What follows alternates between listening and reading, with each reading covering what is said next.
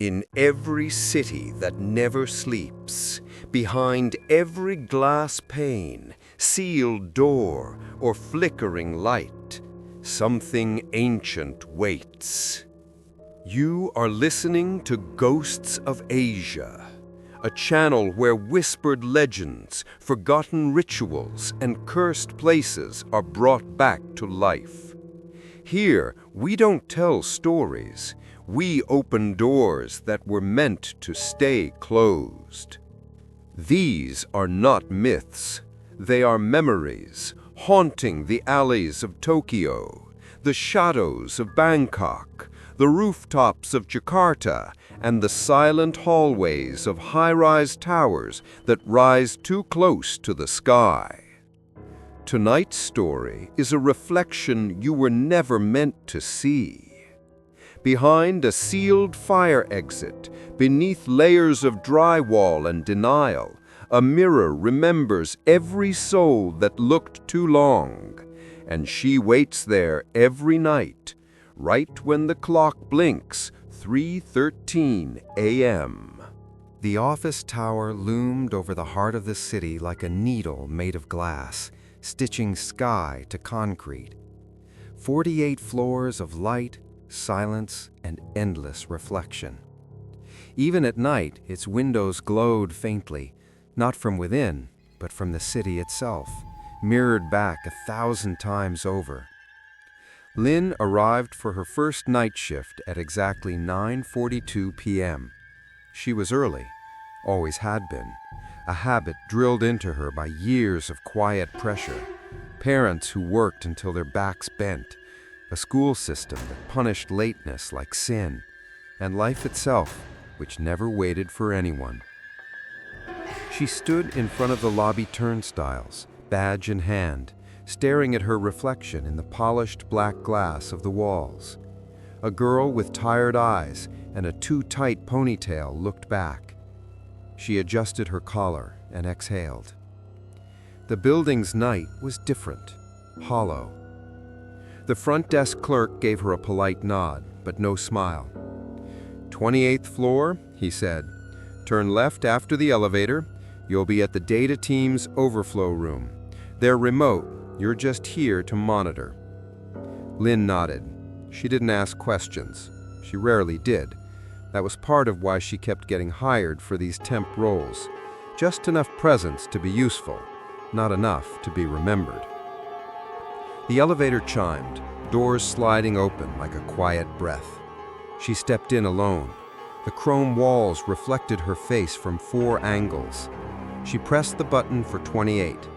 As the doors closed, her eyes flicked to the panel just beneath the emergency speaker. In case of fire, do not use the elevator. Use stairs via fire exit. Fire exit. The words echoed in her mind for no reason at all. A gentle lurch. The elevator began its silent climb. Floor 6, 9, 13. She blinked. There was a 13th floor here. Not all buildings had one. By the time it slowed, she had already forgotten. The 28th floor welcomed her with that sterile coldness only commercial architecture could perfect. White panels, gray carpet, humming fluorescent lights. The office was empty, cubicles sleeping like gravestones in moonlight. The cleaning crew was just finishing up. A man with a mop gave her a tired wave. "You're new?" he asked in a soft accent. "Yeah, just monitoring servers, night shift." He nodded and looked past her, not at her, but down the hallway behind. His face changed, just slightly. "You stay away from the far end," he said. "There's a fire exit, but—" He trailed off. "That part's sealed. They should have told you." He wheeled his cart around and left before she could ask. She turned. Down the hallway, the fluorescent lights dimmed slightly, as if one tube was flickering, but it wasn't. They simply dimmed. She walked anyway. Curiosity was quiet in her, not loud. a slow pulse, not a spark. The hallway ended in a sealed metal fire door, thick, industrial gray, with a rusted sign bolted to its center. Emergency exit. Do not open. Sealed by building management. Violation will result in termination. It looked old, older than the rest of the floor. A patch of wall nearby was clearly repainted, slightly off-tone, and beneath the seal of red tape around the edges, the faint outline of a rectangular frame was just barely visible, as if something tall had once leaned against it. She stepped back. A shiver danced up her arms. A voice behind her made her flinch. "Hey, you okay?" It was a woman in a security uniform, about 40, sharp features, tired eyes. Lynn nodded quickly. "Just checking the layout." The woman gave the door a glance. Her expression didn't change, but her stance shifted, subtly. "You don't need to come down here," the guard said. "Just stay in the main office. If anything triggers an alarm, we'll handle it." Lynn forced a smile. "Sure." Back at the desk, she set up her temporary login, stared at the server logs, and let the minutes tick by. At 11:03, she made tea. At 12:41, she scrolled through her phone. At 2:59 a.m., the building seemed to exhale. Vents released a long mechanical sigh. The temperature dropped. And at 3:13 a.m. exactly, something clicked. It was a soft, mechanical click, like the sound of a door settling in its frame. Not opening, not closing, just adjusting. She looked up. The hallway lights at the far end dimmed again. This time slower, the kind of dimming you don't notice until it's already halfway gone. Not flickering, fading. The sealed fire door sat in that grayness like a forgotten tombstone. She looked away. She didn't move for the rest of the hour. But that night, as she left her shift at 6 a.m., walking through the lobby toward the glass doors that welcomed in the first blue light of morning, she glanced back, just once. On the black glass near the elevator shaft, there was a reflection of someone still standing on the 28th floor. Only it wasn't her. The girl in the reflection wore something pale, almost a uniform. She wasn't smiling, and she was watching. The second night began like the first, empty, quiet, and too long. Lynn arrived at the office a little before 9. The air in the elevator was stale, heavy with the scent of cleaning agents and steel. The button for the 28th floor glowed faintly under her finger, and she caught her reflection once again in the mirrored walls. For a moment, she thought she saw someone behind her, faint and motionless, but when she turned, there was only her bag and the hollow hum of the elevator rising. She told herself not to think about it. It was her second night, and she needed to keep this job. Rent, food, and the quiet dignity of having somewhere to be. That was all that mattered.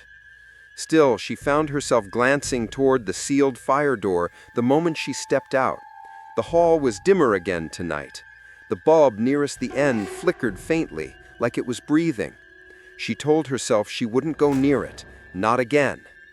At 10:17 p.m., the guard from last night, the woman with tired eyes, stopped by. She placed a styrofoam cup of instant coffee on Lynn's desk. "Long night," the guard said. "Don't drift off. The cameras pick up motion, even small ones." Lynn smiled weakly. "Thanks. By the way, that door at the end." The woman cut her off. "Don't worry about that door." The way she said it wasn't dismissive. It was protective, the way someone might speak about an old wound that never healed right. When Lynn looked up to continue the conversation, the guard was already walking away. By 1:45 a.m., the office felt colder. The lights overhead hummed with that subtle, electric drone, the kind you only notice when there's nothing else left to hear. Lynn wrapped her cardigan around her shoulders and kept scrolling through the logs. At 3:13 a.m., Her monitor flickered, just once, like a camera flash reflecting off glass. Then came the sound. Tap. A pause. Tap, tap. It wasn't loud. It wasn't even close. It sounded like someone brushing their fingers against glass from the other side. Lynn froze. Her heart didn't race. It simply stopped. She turned her head slowly toward the end of the hall. The air conditioner wasn't running, yet a faint cold breeze passed along her ankles, the kind that makes paper shift and hair rise. She stood. The tapping came again, softer this time, like fingernails. Every instinct told her to stay where she was, but the human mind, curious even in fear, always asks one more question than it should. Her footsteps were silent on the carpet. The hallway stretched longer than she remembered. The closer she got to the sealed fire door, the colder it became. Not sharp cold, but heavy, like the air had forgotten how to move. The sign still read, "Do not open." The red tape still hugged the frame, but something was different. A faint whistle, like wind being pulled through a crack. She leaned closer.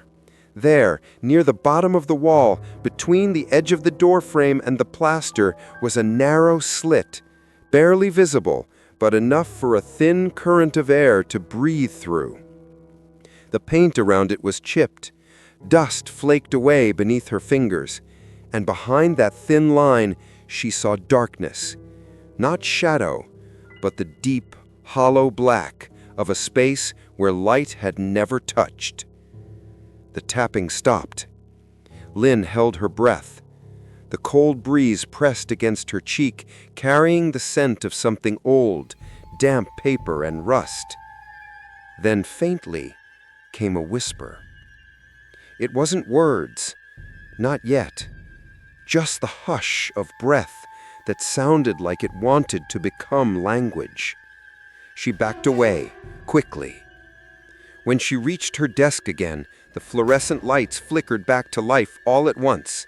The clock on her screen changed from 3:13 to 3:14. The moment passed. She told herself she imagined it, the draft, the tapping, the whisper. But as she turned off the monitor at dawn, she noticed something she hadn't before.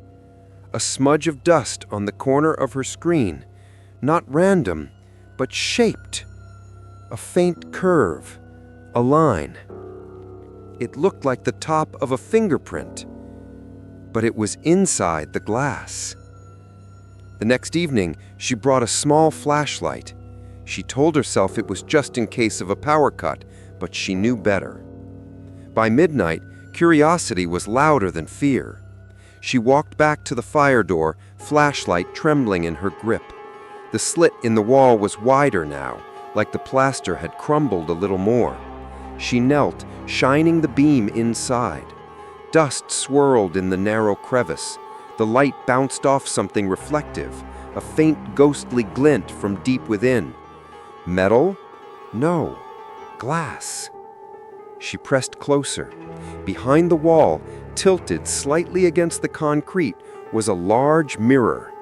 It was old, its surface warped and darkened at the edges, a sheet of blackened silver forgotten behind a drywall. Her light caught something in the reflection, a shape, a shadow. And then, the tapping again, right against the glass. Lynn dropped the flashlight. It rolled under the desk, spilling light across the hallway. When she looked back into the crack, the reflection was still there. But now, it wasn't hers. It was a pale face, too close to the surface, eyes half hidden by dark hair, a faint smile that didn't belong to her. Then, the power went out. Total blackness. And in the dark, Lynn heard one soft sound, a long exhale from behind the wall. The morning after the blackout, Lynn tried to tell herself it was a dream. Her coworkers laughed about power cuts, joked about ghosts, and scrolled through their phones under the office's harsh daylight. But every time Lynn blinked, she saw it again. The dim slit in the wall, the glint of glass behind it, and that face, that smile. By the time night came, the memory had sharpened instead of fading. She told herself she wouldn't go back to that door, that she'd stay at her desk, drink her coffee, and keep her head down. But curiosity, the soft, hungry kind that hums beneath the skin, is a dangerous thing, and the building, it seemed, remembered her. The elevator was slower tonight. It hummed between floors like a tired beast, its mirrors showing her reflection from every angle. When she reached the 28th floor, something felt off. The hallway lights glowed a faint amber instead of white. The hum of the ventilation system was gone, replaced by an odd silence that seemed to press inward. Lynn set her things on the desk, logged in, and glanced toward the fire exit. The tape was gone.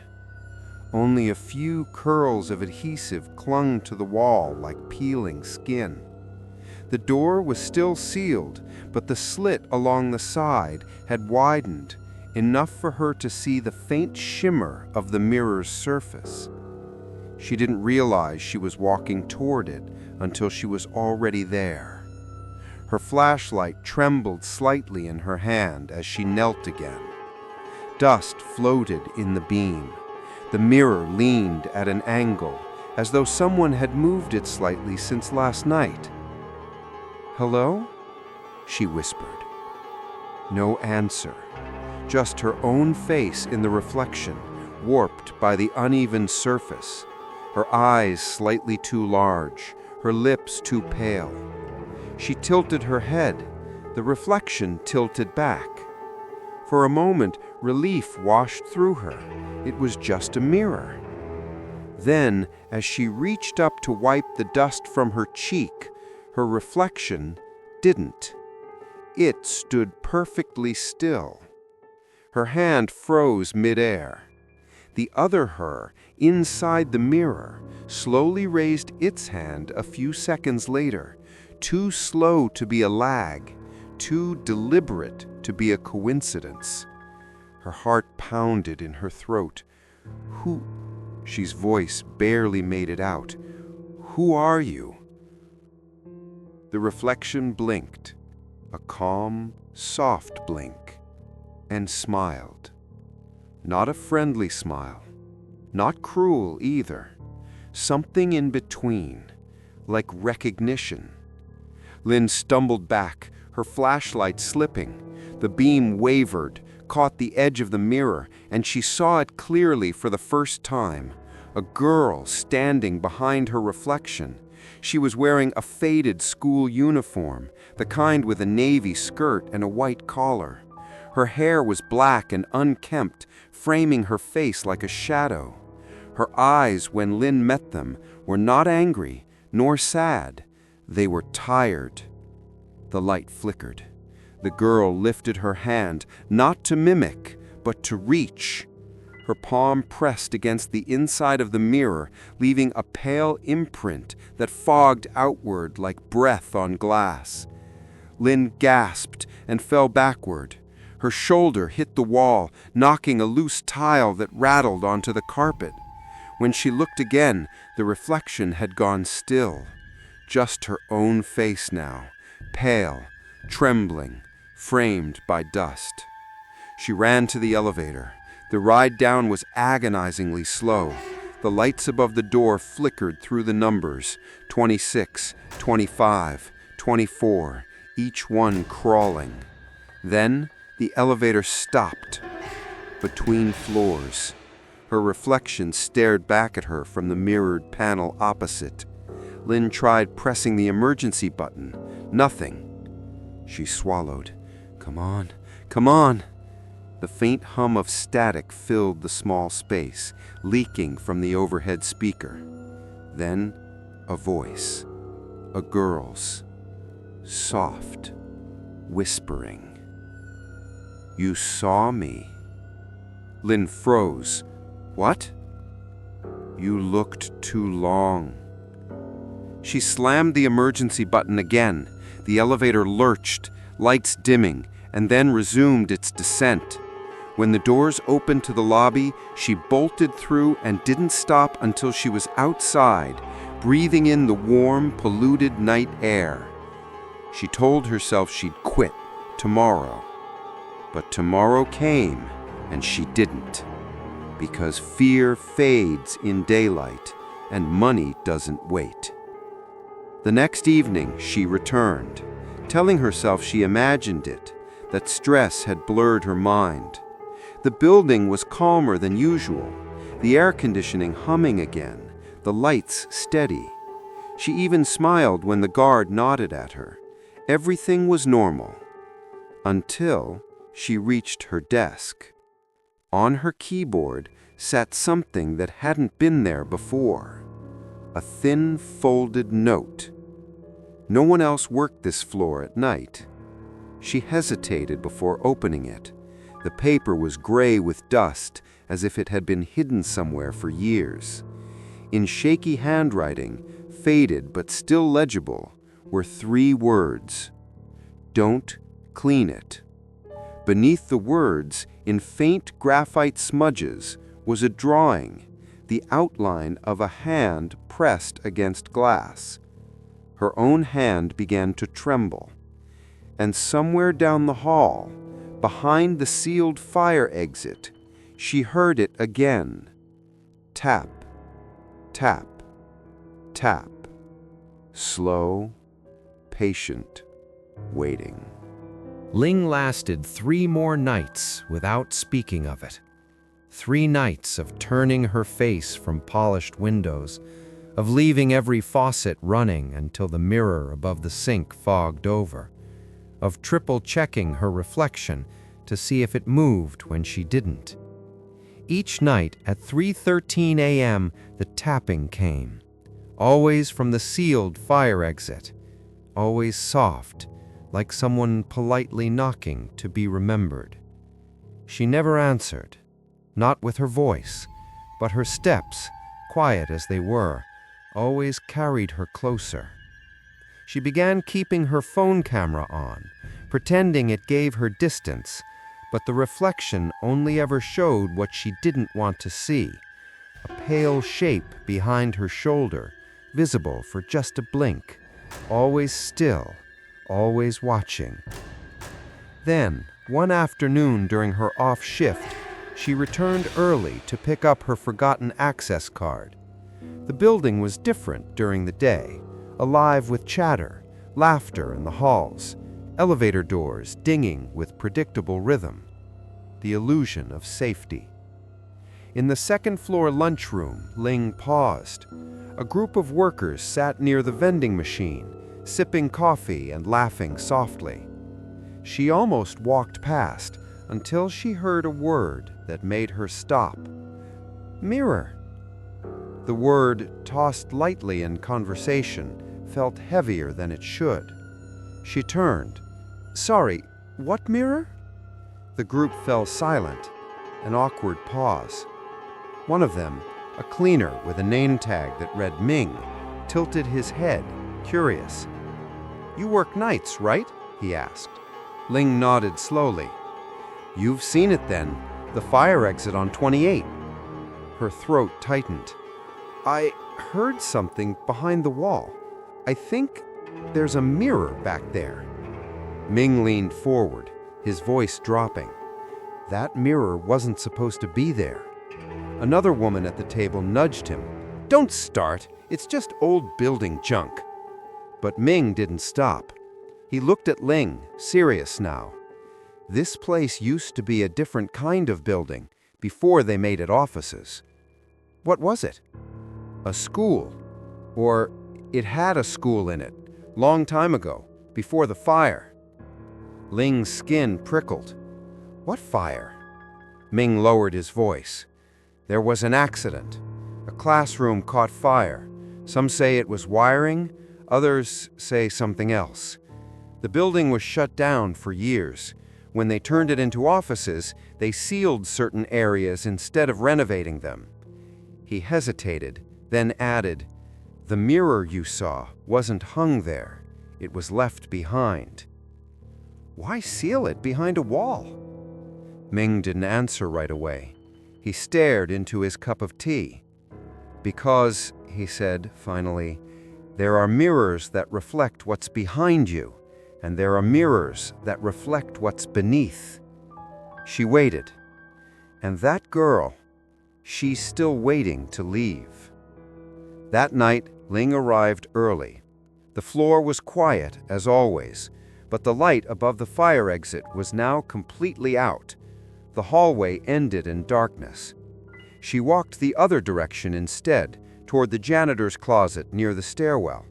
It was locked, but Ming had told her once where the night crew kept the duplicate key, taped behind the false ceiling tile. She retrieved it. The door opened with a tired groan. Inside was dust, shelves of bleach, mops, buckets, and a plastic crate filled with old maintenance records. She pulled it down and flipped through the contents. After 20 minutes of dust and yellowed pages, she found it. Archived maintenance request, floor 28. Date, August 12, 2003. Issue, unauthorized structure behind east fire exit. Description, discovery of large antique mirror behind old drywall.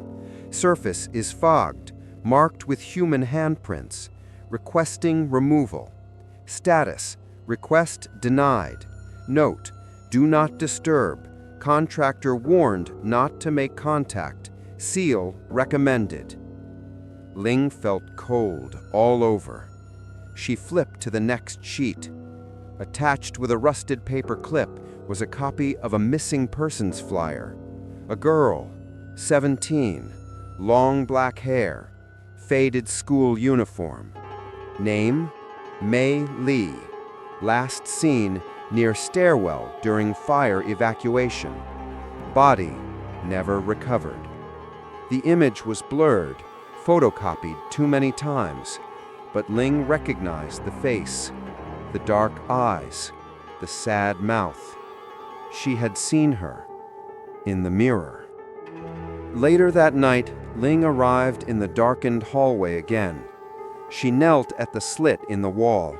The mirror shimmered faintly behind the concrete, foggy, breathing. She whispered, "May?" No response. Only her own face in the mirror, and just behind it, a shadow waiting. She reached out. Her fingers brushed the edge of the drywall. Cold air bled through the crack like breath. And then, from behind the mirror, something tapped, not against the glass, but beneath it. Tap, tap. Then a voice, so soft it could have been imagined. "Why did they forget me?" Ling closed her eyes. She didn't know the answer, but she wasn't sure they had. The building felt heavier now. It wasn't just the quiet. That had always been there. It was the silence between the sounds.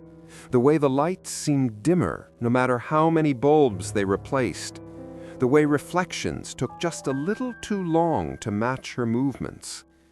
Lynn stopped using the women's bathroom on her floor. The mirror above the sink always showed something she couldn't explain. Sometimes her mouth moved slightly later than her voice. Sometimes her eyes didn't blink when she did. So she took the stairs to the floor below whenever she needed to wash her hands. But even there, in a different corridor, she caught her reflection standing still one night, frozen, watching her, not through the glass, but from it. That night, Lynn stopped looking into mirrors altogether. Her search for answers began quietly.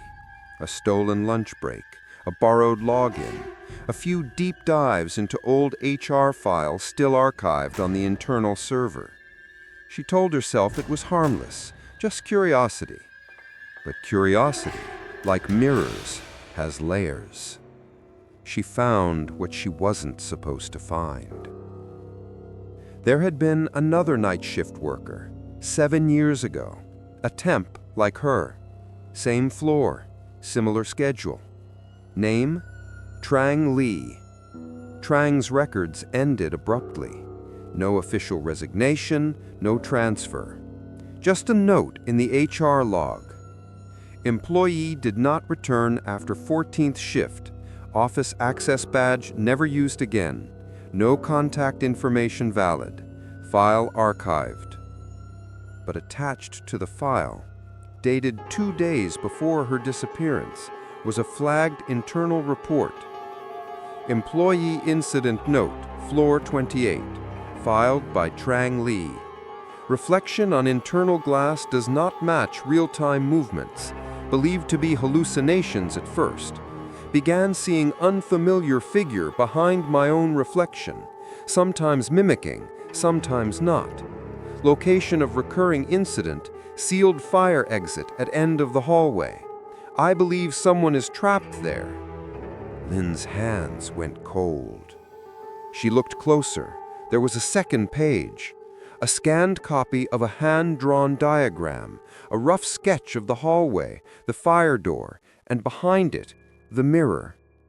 Trang had drawn it with thick, urgent lines, as if pressing the truth into the paper. At the bottom of the page were 3 words, underlined twice. Do not open. Lynn sat frozen at her desk that night, unable to stop glancing down the hall. The mirror waited. It always did. But now the silence felt different. Not empty, but full, like someone was breathing just beyond her edge of hearing. At exactly 3:13 a.m., her monitor glitched. Not the usual flicker. This time it blinked entirely black, then lit up with static. For a second, it looked like an old TV between stations. Then, an image appeared. Faint, fuzzy, grayscale. It was a camera feed. The angle showed the far hallway, the sealed fire exit. Someone was standing in front of it. Not Lynn. A woman, slim, short hair, wearing office attire from another decade. Her back was turned. She was looking directly at the door. Lynn's heart seized. The feed glitched again. The woman lifted her hand, pressed it to the door. The timestamp in the upper corner read 03:13:13. Then, static. When the monitor returned to normal, her hands were trembling too hard to type. She didn't know if what she'd seen was real or some residue left behind by whatever haunted that place. But one thing was clear. Trang had stood there too. And now, she wasn't anywhere. Later, in a dusty box in the back of the janitor's closet, Lynn found more.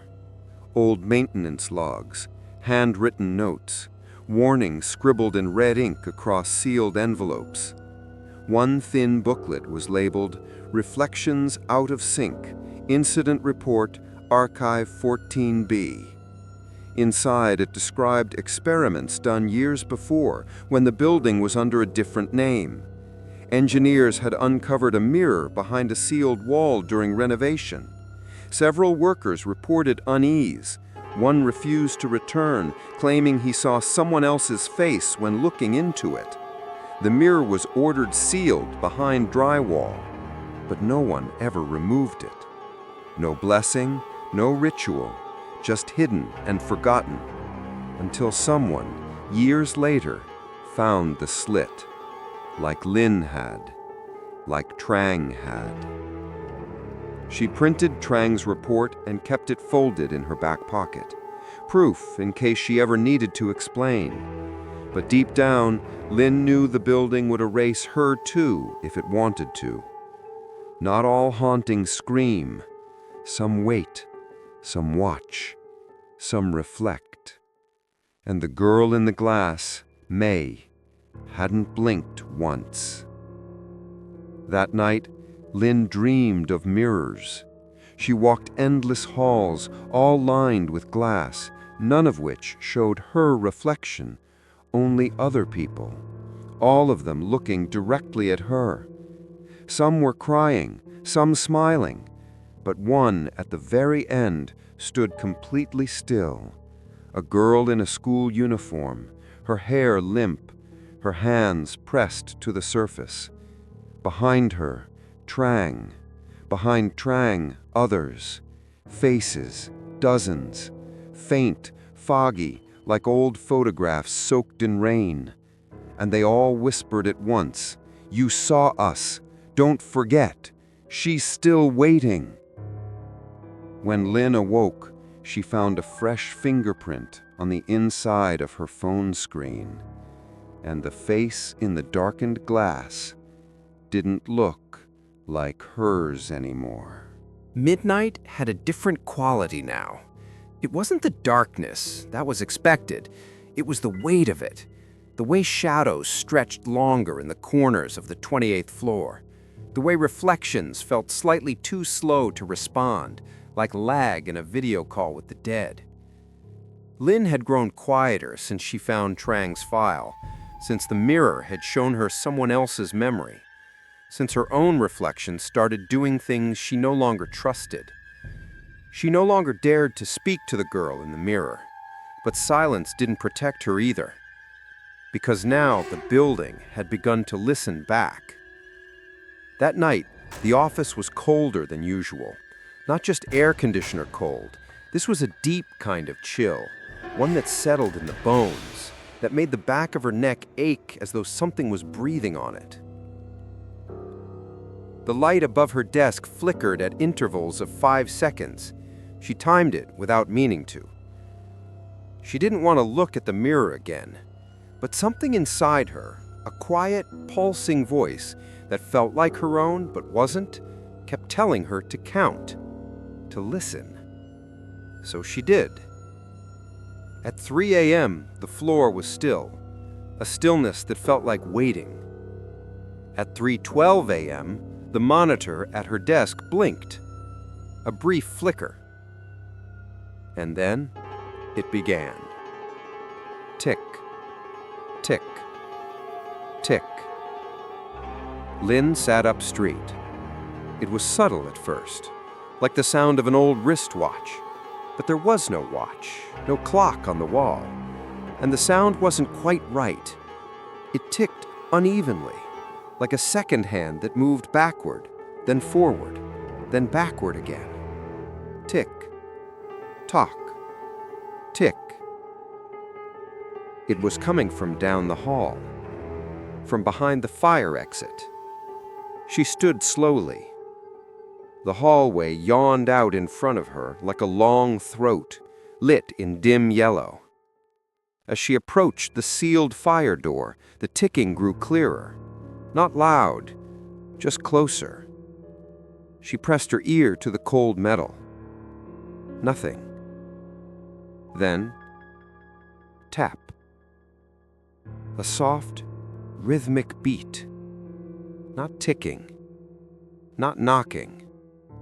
A tapping that matched her heartbeat. She stepped back. Something shifted in the crack between the wall and the door. Not a sound, but a presence, like breath exhaled on the other side. And then, with the kind of certainty that only silence can deliver, Lynn knew she was expected. She brought the flashlight again. She always did now. It was a habit, like checking a scar. She knelt and shined it into the gap. The mirror was still there, but tonight something was wrong. Her reflection wasn't in it. Not distorted, not delayed. Absent. The light showed only the hallway behind her. No figure kneeling in front, the space where she should have been, empty. She waved her hand in front of the slit. Nothing. She leaned in, confused, heartbeat pulsing in her throat like drum beats underwater. Then suddenly, the mirror blinked. Not her. The mirror. It was as though someone inside it had blinked. And then her reflection returned, but it was different now. The face was hers, mostly, but the mouth was parted slightly. The skin beneath the eyes was darker. The shoulders slumped too far forward. And the eyes. The eyes didn't follow her movements. They stared past her, as if she was the one on the other side of the glass now. She stumbled back, nearly dropping the flashlight. The ticking had stopped. She looked around. The hallway was unchanged, but something had shifted. She returned to her desk, hands cold and shaking. The screen was black again. Not off, not asleep, just black. And in the glossy reflection of the screen, she could still see that version of herself, still slumped, still watching, still not moving. Lynn lifted her hand slowly, a test. The reflection didn't copy her. It just smiled. The elevator ride down at dawn felt too long. She didn't look into the mirrors. She turned her phone off completely, afraid of seeing her own face in the black screen. That morning, she sat in her apartment with every reflective surface covered: windows, the microwave door, the television screen. She ate in silence, wrapped in 2 blankets, the light on. Not because she needed warmth, but because she needed anchoring. Still, when she passed the bathroom, she heard it.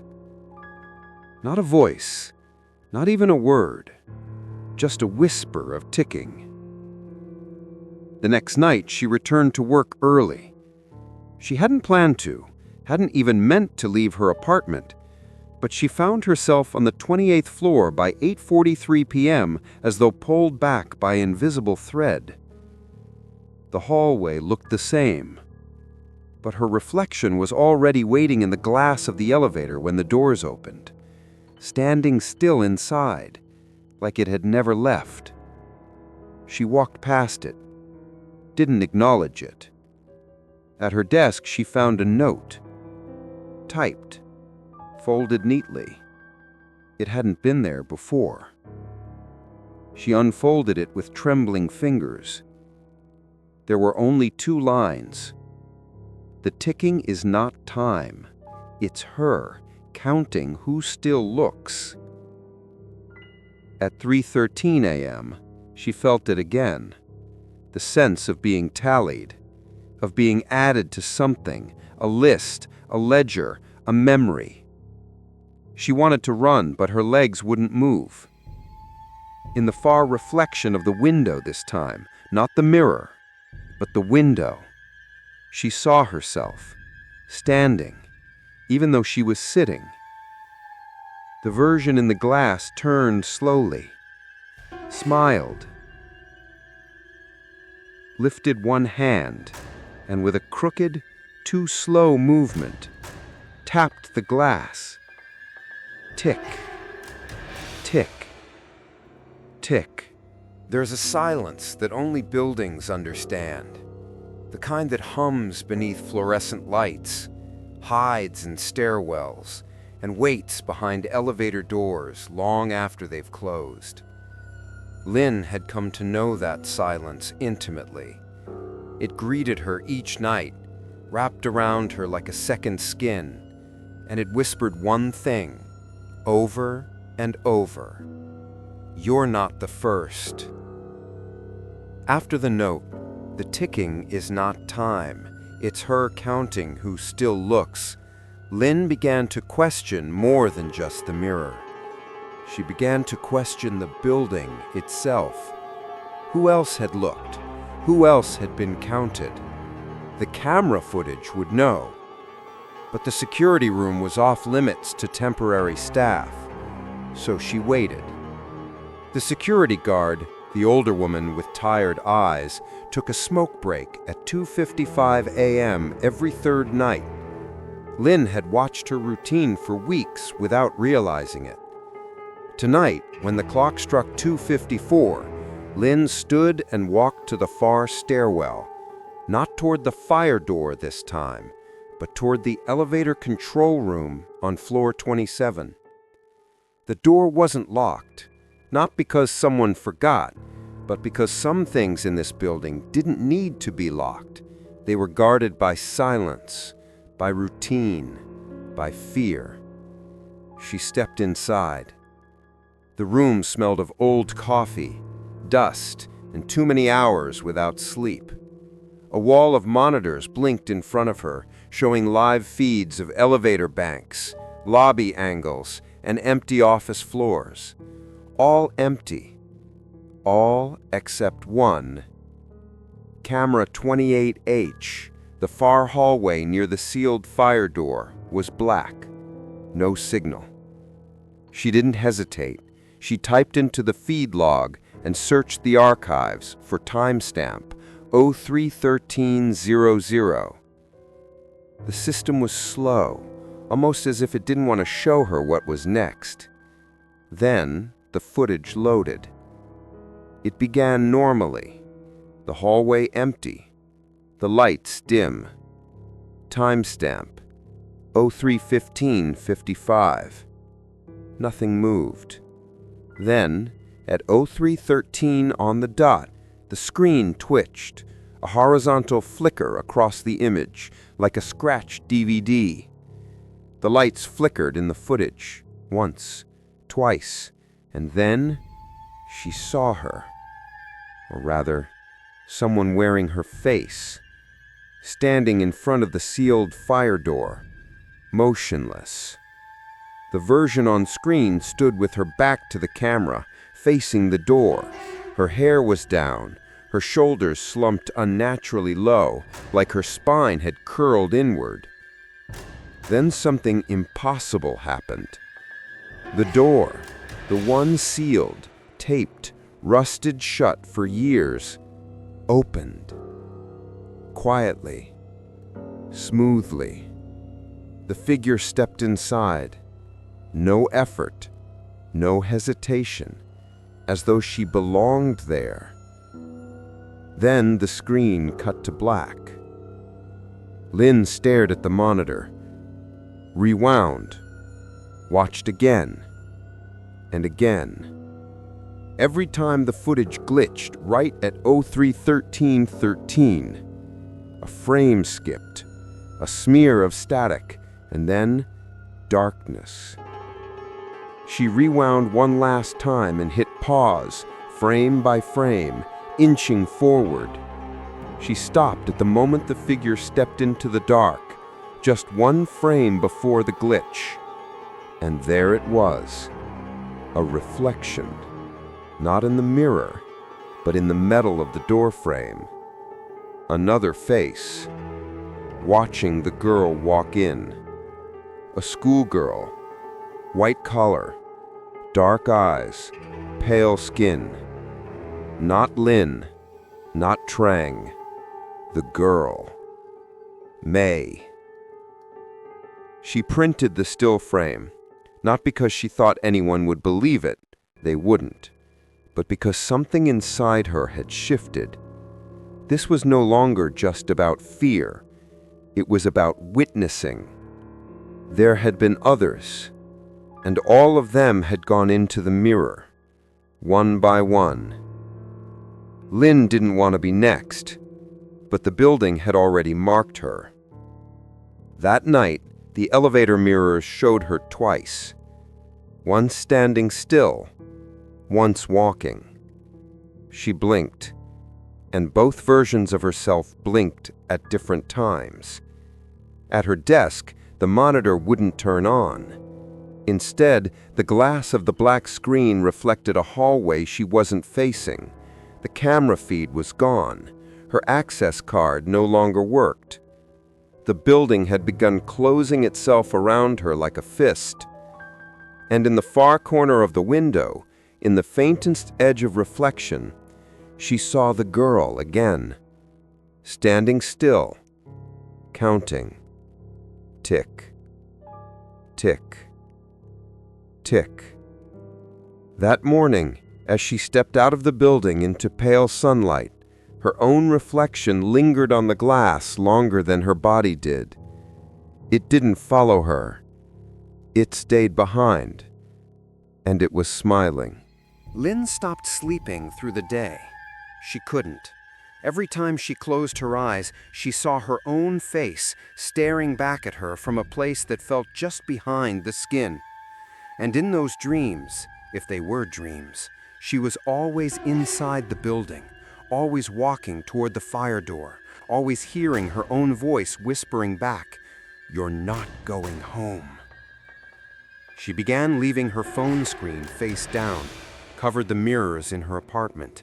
Even the shine of a kettle made her uncomfortable. But reflection isn't just glass. It lives in water, in memory, in fear, and fear follows. She returned to work like a shadow, a shell. Her coworkers barely noticed her anymore, which suited her just fine. They lived in the daylight. Lynn had crossed into another schedule, another rhythm. One that ticked backward. That afternoon, while waiting in the staff kitchen for tea to steep, she met someone new. Her name was Tum, a cleaner in her 40s, thin and quiet, with hair tied back and a soft pendant hanging from her neck. "Night shift?" Tum asked without looking up. Lynn nodded. "You?" Tum nodded too. "I cover floor 26 and 28. Lynn hesitated. "Have you ever seen anything strange here?" Tum stirred her tea gently. "Strange is a matter of permission," she said. "What you allow yourself to notice. Most people choose not to." "But if you did notice," Lynn asked, voice trembling, "would you know what to do?" Tum finally looked at her. Her eyes were dark but kind. "You've seen the girl, haven't you?" They sat in a storage room for 15 minutes while Tum lit a small stick of incense and whispered a prayer in Vietnamese too old and formal for Lynn to fully understand. "She's not evil," Tum said after a while. "She's just not free." "What is she?" "A ghost," Tum said simply, "but not like in movies. She's more like a bruise that never healed." "Why the mirror?" "Some deaths don't happen all at once. They stretch, they linger. And if no one acknowledges them, they find places to wait. Mirrors are easy places to wait." Lynn clutched the pendant Tum gave her, a simple piece of rose quartz wrapped in red thread. "Will this protect me?" Tum smiled faintly. "It'll remind her that someone sees her. That's all some ghosts need." That night, Lynn came prepared. A small candle, a circle of salt, 3 red threads, and the pendant. She waited until 3 a.m. The building was still. At 3:12, the light above the fire door flickered. At 3:13, the ticking returned. But this time, Lynn didn't run. She knelt by the slit in the wall and lit the candle, placing it carefully in front of the crack. She poured a line of salt along the carpet, a fragile barrier between her and the mirror. Then she whispered. Not a chant, not a spell. Just a sentence she hadn't known she remembered until it left her mouth. "You're not forgotten." The air stilled. No wind, no tapping, just a long, breathless quiet. She peered into the slit. The mirror inside was still there, still upright, but something had changed. The glass was darker than usual, fogged, like someone had been breathing heavily on the other side. She watched as slowly a handprint formed. Fingers, palm, pressed gently to the glass. But it didn't push, it didn't claw, it rested. And then, from the other side, a voice whispered, quiet, almost kind. "Is it morning?" Lynn's eyes welled unexpectedly. "No," she said, "not yet." The handprint slowly faded from the glass. The fog receded, and for the first time, Lynn's reflection appeared normally in the mirror, delayed by just half a second, but there, whole, familiar, hers. She stood and left the candle burning. She didn't look back, but as she walked away, she felt the tick, tick, tick, slow, not stop, but slow, like someone had paused their counting to listen. That morning, the mirror above her bathroom sink didn't show anything strange, but written faintly in the steam after her shower were 5 words: "Thank you for seeing me." She didn't wipe it away. The mirror had gone quiet. For the first time in weeks, Lynn made it through her night shift without hearing the ticking. No tapping, no flickering lights, just silence. But it wasn't comforting. It felt like breath being held, like someone was waiting for her to understand. And when ghosts wait long enough, they become something else. Lynn took the day off. She didn't tell her supervisor, didn't fill out a form. She just didn't show up. Instead, she followed the thread. The school uniform, white blouse, navy skirt, and red tie, was distinct. It wasn't modern, and it had a crest on the left breast, a curled phoenix wrapped around the letter K. She'd seen it clearly in the mirror, etched into memory like frost on glass. It took hours online, scouring local school histories, archived yearbooks, newspaper clippings scanned by local history buffs. Finally, she found it. Kai Min Secondary School, founded in 1977, closed in 2004. The address listed? The same lot where her office tower now stood. The discovery felt like gravity shifting. Everything settled differently. What had once been fluorescent-lit halls and cubicles was built on top of something older, a place where hundreds of teenagers had walked, whispered, laughed, a place with stairs and lockers and chalkboards, now buried beneath carpet and drywall. And among those names, one stood out. Mei Ling Vu, age 17, disappeared May 17, 2004. Last seen during a fire evacuation drill. Never made it to the assembly area. Declared missing. No remains found.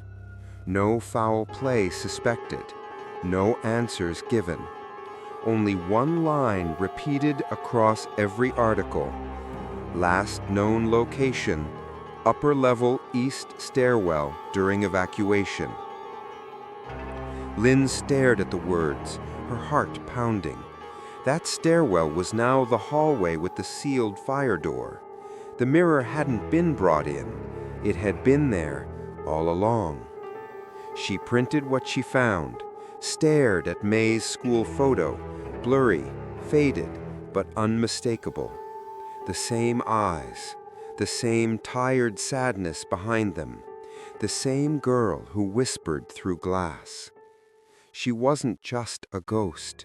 She was a memory no one kept. That night, Lynn brought flowers, a small white bouquet, jasmine and chrysanthemum. She returned to the hallway at 3 a.m. and placed them gently beneath the crack in the wall, just in front of the mirror. She lit the candle again, sprinkled the salt, and then, with quiet breath, she said, "I know your name now." The air shifted. The mirror shimmered. Fog spread across the inside of the glass, slower this time, more like mist on a river than breath. A soft handprint appeared, then two, and then her reflection returned, but behind it stood May. Not slumped, not twisted, standing tall, her face unreadable. Lynn whispered, "You were never found." May didn't speak. She only lifted her hand, palm open. Lynn hesitated, then reached out. Their hands met through the barrier, glass to glass, and something in the wall gave a soft, almost human sigh, not of pain, but of relief. The next morning, Lynn visited the local temple. She gave May's name, her birth year, school. She asked for a prayer to be said, not to banish her, but to acknowledge her, to remember her. The monk said nothing unusual, no wide-eyed warning, no ritualistic fear. He simply nodded and said, "Ghosts fade when their name is spoken with kindness." Lynn left an offering, not for herself, but for the girl who had waited behind a mirror for 20 years. Back at the office, she noticed something strange. The wall where the slit had been was patched. Fresh paint, new sealant, no gap, no mirror. It was gone. And yet, on her desk, someone had left a folded note. No name, just 5 words. "You gave her a door." She turned the paper over. Nothing else. But as she reached for her mug, she noticed her reflection in the black monitor, normal again. And behind her, no one, just light. There is a myth that ghosts are bound to a place, that they linger in hallways, shadows, attics, that they live inside old walls and forgotten rooms. But Ling had begun to understand something deeper. A ghost doesn't always haunt where it died. Sometimes it haunts who saw it. The hallway had been sealed. The mirror was gone, or hidden again. Management claimed there was nothing behind that wall. Renovations, they said, upgrades, routine work. No one remembered the slit in the wall. Not the cleaners, not the guards, not even Tom. When Ling mentioned it, Tom only tilted her head gently and said, "The building lets go when it chooses." But something still held on. It began in small ways. The mirror in the apartment bathroom steamed over as usual after Ling's shower, but when she wiped it clear, her reflection wasn't looking directly at her. It was slightly turned, chin angled, shoulders tilted, as if it had been watching something over Ling's shoulder. The subway window showed her face, but the mouth twitched a moment late. The elevator doors reflected her walking away, even though she hadn't moved yet. These things could be explained. Sleep deprivation, light refraction, glitches in a tired mind. But then came the phone screen. At 2:11 a.m., she picked up her phone to check a message. The lock screen was black, unlit, but her reflection showed clearly, and it wasn't blinking. That night she slept with the lights on. She wrapped a scarf around the bathroom mirror, shut her laptop, turned her phone face down. She didn't want to see. But the reflection didn't need mirrors anymore. It had begun carrying her home. The next day, her hallway light flickered when she passed beneath it. Her cat, usually calm, hissed at her closed bedroom door, tail puffed, claws clicking against the hardwood. And her neighbor, an older woman who never spoke much, passed her in the stairwell and paused. "You okay?" she asked. Ling nodded. But the woman frowned. "You're different. Something behind your eyes." Ling didn't reply. She didn't know how to explain that her own eyes no longer felt like her own. That sometimes when she blinked, she wasn't entirely sure the world blinked back. On her kitchen counter, the rose quartz pendant that Tom had given her cracked down the middle without being touched. No wind, no drop, no heat, just split. Like it had taken something in her place. She didn't throw it away. She wrapped it in cloth and buried it in a potted plant by the window. Maybe it would grow something that remembered. At work, no one noticed her silence, her slow steps, the way she no longer made eye contact with her reflection in glass partitions. But one evening, as she walked past the large black wall panel in the lobby, polished like a mirror, she caught sight of herself. No, not herself. The version of her that had walked through the sealed door in the security footage. Same clothes, same face, but the expression was wrong. It was patient, almost satisfied, and it didn't move. Not until Ling stepped away. Then it smiled. She went home early that night, closed every curtain, turned off every light. She sat in the center of her room and waited, not for a sound, but for a feeling. And at 3:13 a.m., it came. A slow, deliberate pressure, not against her skin, but inside her, as though something inside the mirror had stepped through and now stood somewhere behind her face, watching with her eyes. The next morning, the subway was packed. No one looked at each other, tired, scrolling, nodding off. But one man, sitting across from her, kept glancing up.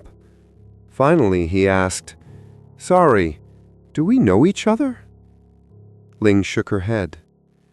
"No, I don't think so." He hesitated.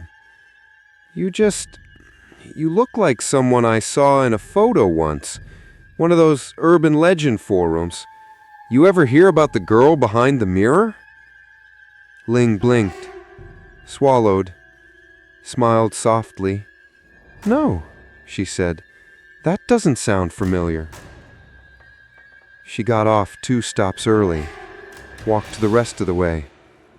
Because in every window she passed, shop fronts, buses, windshields, her reflection followed, but it never walked in step. Always a fraction behind, always catching up. That night, before falling asleep, she looked into her dark phone screen one last time. Her reflection stared back and whispered, without moving her lips, "You saw me, now they see you." There are thresholds we cross without knowing, moments that seem ordinary, a glance, a blink, a breath. But in truth, they are openings, silent permissions, quiet nods from something deeper that says, "You're ready to see more." That night, Lin didn't hear the ticking. There was no tapping behind the wall, no whisper in the reflection. Only a stillness so complete It rang louder than sound. The hallway lights flickered when she stepped onto the 28th floor.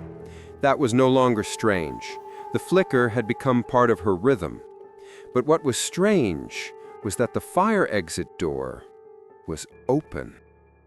Not wide, just enough to break the seal. The red tape, long peeled away, now hung loose like threads from a forgotten warning.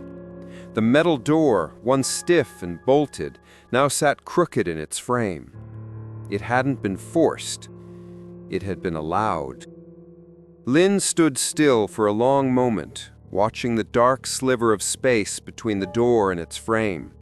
It was just darkness, but darkness has temperature, and this one felt inside out, like a room that remembered too much. She took one step forward, then another, and pushed the door open with the back of her hand. It didn't creak. It didn't moan. It exhaled. What lay beyond was not a stairwell. It was a corridor, narrow, claustrophobic, wrapped in dim amber light. The walls weren't concrete or plaster, but mirrors, floor to ceiling, endlessly long, angled inward like the throat of something about to swallow. Each pane of glass reflected her, but not as she was. Each reflection was off, subtly, terribly. One had a bruised eye, another bled from the mouth. One stood with broken limbs but still held her gaze, and some didn't move at all. She took a step forward, and all of them took a step back, except one. One reflection, 6 mirrors deep to her left, stood still. It didn't move, didn't mirror. It just stared. Her same face, her same eyes, but there was something behind the eyes. A passenger, a second presence that now watched with her, not from the other side, but from within. She kept walking. The corridor seemed endless. Time moved strangely here. Her footsteps echoed in ways that bent backward. Sometimes her own reflection turned before she did, anticipating her movement. She passed versions of herself she didn't recognize. One looked older, one younger. One held something in her hand, a flower, a knife. Another was May, but not as she was in life. This version of May wore Lynn's uniform, her cardigan, her tired expression. They stared at one another in the glass, and for a moment, neither breathed. At the end of the corridor was a single doorway. No door, just a frame, black, pulsing slightly around the edges. She stepped through. The space inside was impossibly wide, empty yet heavy with presence, a dream space, one built from everything the mirrors had collected over the years, glances, whispers, fears. At its center stood a pedestal. Upon it, a mirror, small, oval, like a vanity piece. And inside it, nothing. No reflection. Just depth. She reached out, not with her hand, but with her awareness, and the mirror shuddered. Fog spread across its surface, slow and thick, and then, without warning, her reflection appeared, smiling. Lynn didn't smile back. "I saw you," she whispered, and the reflection nodded. "I remembered you." The mirror shimmered. "I brought you flowers." The fog on the glass softened, like something loosening. "And now?" Lynn asked. The mirror leaned forward. So did she. Face to face, breath to breath, and her reflection spoke without sound. "Now it's your turn to stay." The light behind her dimmed. The hallway, with all its mirrors, had vanished. There was no way back. Only this room, only this reflection, only this truth. Some doors don't open from the outside. She tried to scream, but sound was memory here, and memory had already turned its back. Her voice echoed once and died in the glass. In the office above, the lights blinked. The computer at her desk flickered on, and the security camera outside the sealed hallway showed nothing at all. Only a closed door, untouched, like it had never opened. Time breaks quietly. Not with explosions or shattering glass, but with silence. A silence so thick, so constant, that you forget what real time feels like. That's how Lynn knew she was no longer in the world she came from. Time had stopped obeying her. When she opened her eyes, she was back at her desk, just like before. Monitor humming, lights flickering softly overhead, the hallway still dim. She blinked. Had it been a dream? The sealed door was closed again. No open crack, no glowing corridor of mirrors, just her desk, just the hum. She looked at the time. 3:13 a.m. Her hands trembled slightly. She tapped the mouse. The screen didn't wake, just her reflection staring back at her from the black glass. Still, pale, expressionless. She stood up, slowly, stepped into the hallway. The door was sealed, undisturbed, as if nothing had ever opened. But she knew it had. She remembered. And yet, she turned to leave and froze. Her reflection was in the glass of the office window, only she wasn't standing near it. She was in the middle of the hall. But her reflection stood against the glass, one hand lifted, and it mouthed something silently. Again. She blinked, and the lights cut out. Darkness swallowed the floor like a wave. She turned, breath held, and then the emergency backup lights hummed to life. The world returned. She looked at the clock on her desk. 3:13 a.m. Again. This time, the hallway was open. The fire door, once sealed, now hung ajar, just as it had that other night. But Lynn didn't walk to it. She stood frozen, testing something. She picked up a pen, snapped it in half, dropped the pieces on her desk, then closed her eyes. When she opened them, she was back, pen whole, clock blinking, 3:13 a.m. No matter what she did, the time repeated. She tested everything. She wrote a message on her palm, "Wake me." She screamed. She broke glass. She unplugged the server.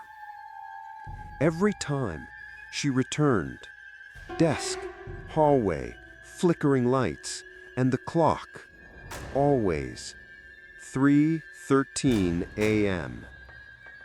But something did change. Her reflection. Each return, it looked slightly different. The posture more relaxed, the eyes darker, the smile closer. And then one night, it wasn't her reflection anymore. It moved before she did, then after, then not at all. At the sixth return, the reflection watched her, didn't mimic, didn't react, just stood there smiling faintly. And when Lynn finally moved, slowly, like drifting in syrup. The reflection whispered, "You took her place." She froze. "What?" "Someone always does." She tried running, down the elevator, out through the stairwell. The doors opened, revealing the lobby, but no one was there. No guards, no lights, only the sound of ticking. Not mechanical, organic, like breath through teeth. She fled back upstairs and found herself standing in front of the mirror hallway, door ajar, candle lit, flowers wilted, as if everything had been waiting for her. Again. She didn't enter. She turned back, toward the desk. The clock, 3:13 a.m. This time she prayed, not for escape, but for meaning. When she opened her eyes again, she was home, in bed. Sunlight filtered through the curtain, birdsong, city sounds. Her phone showed 6:47 a.m. She sat up, heart pounding. Was it over? Had she escaped? She laughed, sharp and nervous. Everything felt real again, solid, until she walked past the hallway mirror and saw the time on her reflection's watch. 3:13 a.m. When you live inside a loop, the first thing you lose is time. The second is certainty. Lynn no longer knew which night it was, or if it was night. Her body was tired, but the world refused to change. Sunlight came once, briefly, but even that felt borrowed. Every mirror showed 3:13 a.m., no matter where she was. Even her shadow, once faithful, now lagged behind, like it too was struggling to keep up with the version of her that no longer belonged to a single place. She stopped going home. The apartment no longer felt like hers. Each morning she would close her eyes on the office floor and awaken again at her desk. Clock blinking. 3:13 a.m. Over and over. The same walls, the same breathless hum of old wiring, the same reflection, now fully independent. It moved differently, spoke without sound, sometimes smiled, sometimes wept. Sometimes it turned its back to her entirely and walked away into a darkness she couldn't reach, until she broke it. The idea arrived slowly, not with panic, but with purpose. If the mirror was the doorway, then breaking the mirror might be the key. To stop the loop, to sever the tether, to end the counting. She waited until the ticking began again, low and rhythmic, like a hidden heartbeat in the wall. The fire door was open. The hallway of mirrors waited. Candles lit themselves now. The air held her name. She walked the corridor slowly, barefoot, trailing her fingers along the walls. Each reflection whispered back in silence. One coughed blood. One wore her old school uniform. One bled from the scalp, eyes rolled white. All versions of her, or of someone trying to be her. At the end of the hallway was the pedestal and the mirror. Still small, still oval, still breathing. Fog pulsed across its surface like a long-behind glass. Lynn stood before it, holding the shard of broken metal she'd smuggled from the maintenance closet, a heavy hinge, rusted and sharp. Her hands trembled. She raised the metal above her head, and the mirror, her reflection, smiled. "You'll only trade places," it whispered. "Are you sure that's better?" She didn't answer. She brought the metal down. Once, twice. The third time, it shattered. Silence. Not the kind she knew, not the heavy, building-born stillness. This was total silence. The kind that made you aware of your own pulse, your own breath, your own voice lost inside you. The mirror was in pieces, dozens of fragments scattered across the black stone floor. But none of them reflected her. Not one. She knelt, held up a shard. It shimmered faintly, like moonlight in a puddle. And in it, she saw the office hallway.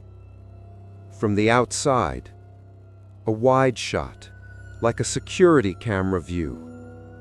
Except, there was someone in the hallway, standing in front of the sealed fire door, back to the camera, hands hanging at their sides. Lynn leaned closer to the shard. The figure turned. It was her.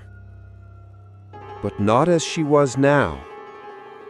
This version looked lighter, less tired, less broken, alive, free.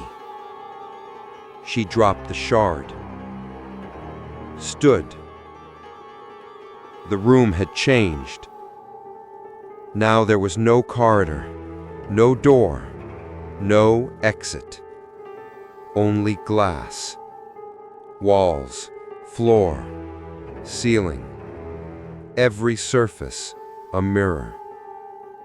And in each one she was trapped, watching. 100 Lyns staring out, some screaming silently, some crying, some smiling, all waiting. She ran, but every direction led to more reflections, more versions, more time, all of them frozen at 3:13. Tick, tick, tick. And then, one mirror shifted. Someone else appeared. Not her. A young man, maybe new staff, holding a clipboard, walking past the hallway. He paused, looked confused, stepped closer to the sealed fire door. Lynn pressed her hands to the glass. "No," she whispered, "don't." But he couldn't hear her. He bent down, noticed the thin slit in the wall, just like she had. Lynn began to scream. Her voice vanished in the mirror. The hallway outside dimmed. The door creaked open. And another loop prepared to begin. The office felt new again. Clean carpets, fresh paint, new bulbs glowing white instead of yellow. The hallway smelled like varnish and citrus. Renovated, rebranded, reset. Her name was Anne, and she had only been in the city for 2 weeks.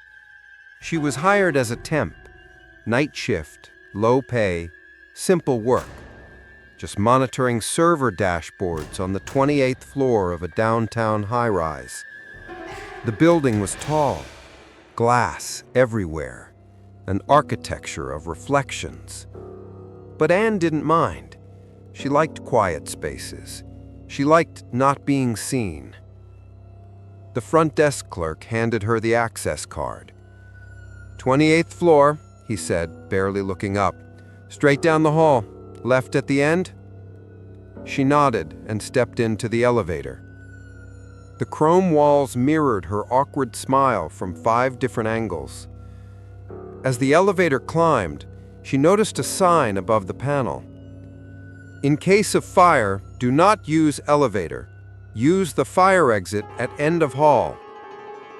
She didn't think much of it. The 28th floor was silent. Cubicles like graves, monitors blinking, the hum of lights and fans. The perfect place to disappear. She found her desk, sat down, logged in.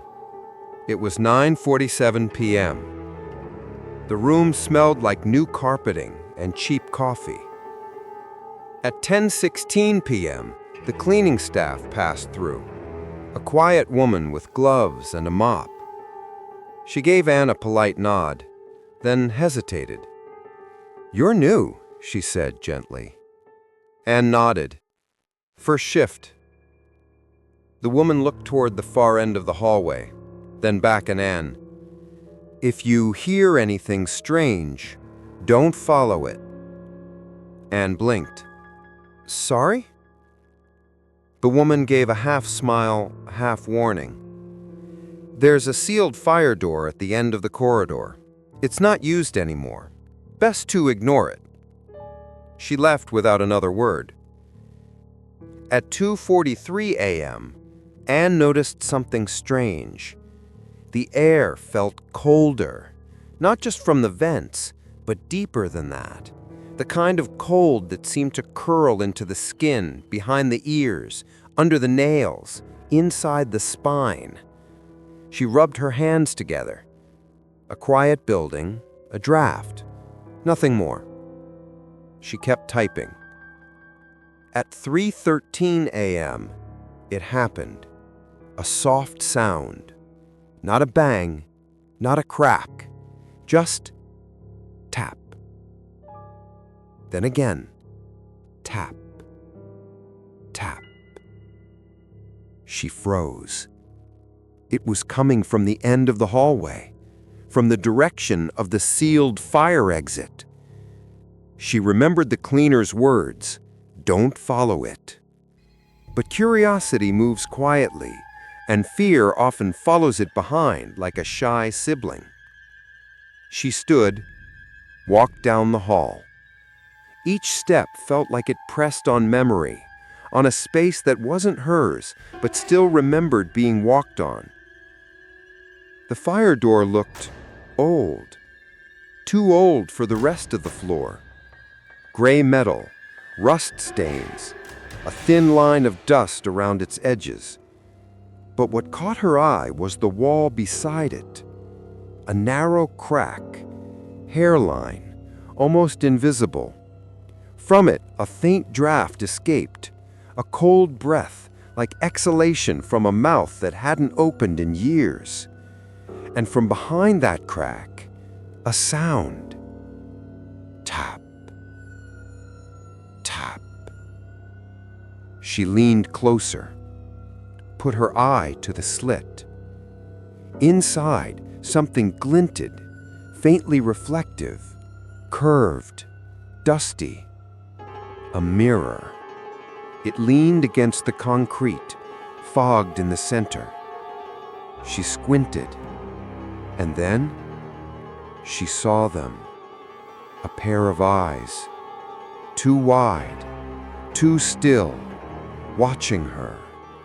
Not startled, not blinking, just waiting. She stumbled back, heart hammering. Something inside her said run, but her feet didn't listen. She stepped closer again. She shouldn't have. The fog on the mirror shifted. A mouth appeared, faintly smiling, lips that moved without sound. "We remember you." She turned and fled, didn't stop running until she reached the elevator. The mirrored door slid open. She refused to look at her reflection. pressed the ground floor button with a trembling hand. As the doors closed, she saw something in the glass behind her. A girl. Not her. A girl in a faded school uniform. Hair hanging limp. Eyes open wide. Mouth silently forming one word. Again. Outside, the city was waking up. Inside, the office floor lights flickered softly. And behind the wall, behind the sealed fire door, a mirror breathed, fog curling across its surface. And in the center, someone stood, hands pressed to glass, head tilted, waiting.